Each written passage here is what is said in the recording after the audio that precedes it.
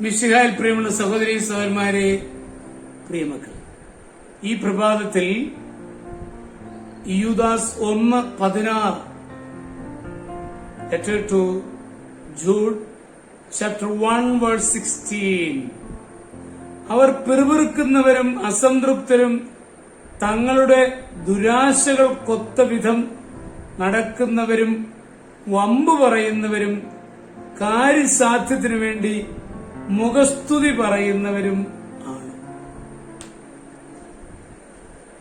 മുഖസ്തുതി പറഞ്ഞും പുകഴ്ത്തിയും മറ്റുള്ളവരെ വശീകരിക്കുന്നവർക്ക് വേഗം കാര്യം സാധിക്കും. അവർക്ക് പണവും പ്രശസ്തിയും വേഗം ലഭിക്കും. ആത്മാഭിമാനമില്ലാത്തവർക്ക് മാത്രമേ മുഖസ്തുതി പറയാൻ കഴിയത്തുള്ളൂ.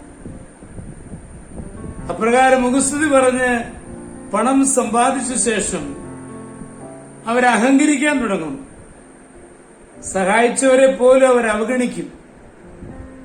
അവർ വക്രഗതിയുള്ള നക്ഷത്രങ്ങളെ പോലെ സ്വന്തം കാര്യസാധ്യത്തിനായി സ്നേഹിതന്മാരെ സ്വീകരിക്കുകയും ഉപേക്ഷിക്കുകയും ചെയ്യും.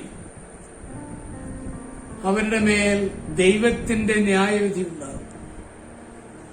ദാവീദ് രാജാവിന്റെ മകൻ അബ്സലോം രാജാവാകാൻ ആഗ്രഹിച്ചു.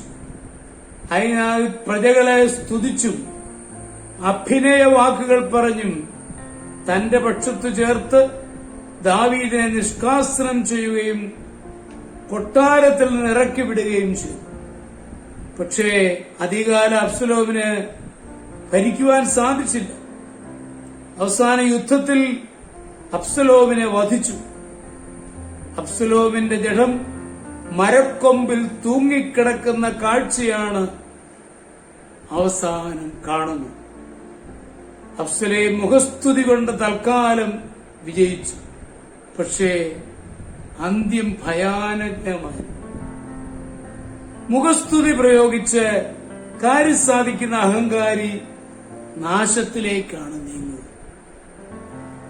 മുഖസ്തുതിയുടെ പാത കുരിശിന്റെ പാതയാണ്. മറ്റുള്ളവരെ പറ്റി നല്ലത് പറയുന്നത് നല്ലത് തന്നെയാണ്. എന്നാൽ അർത്ഥമില്ലാത്ത വാക്കുകളാൽ അവരെ പൊക്കിയടിക്കുക, അവരെ സുഖിപ്പിക്കുക എന്നൊക്കെയാണ് നാടൻ ഭാഷ പറയുന്നത്.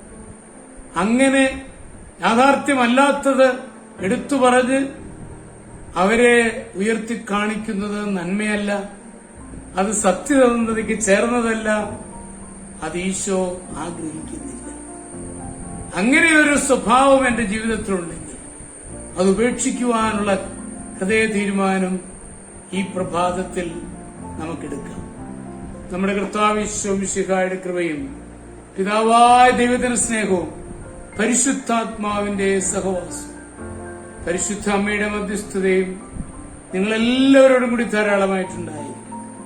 എപ്പോഴും എപ്പോഴും എന്നേക്കും. ആമേൻ.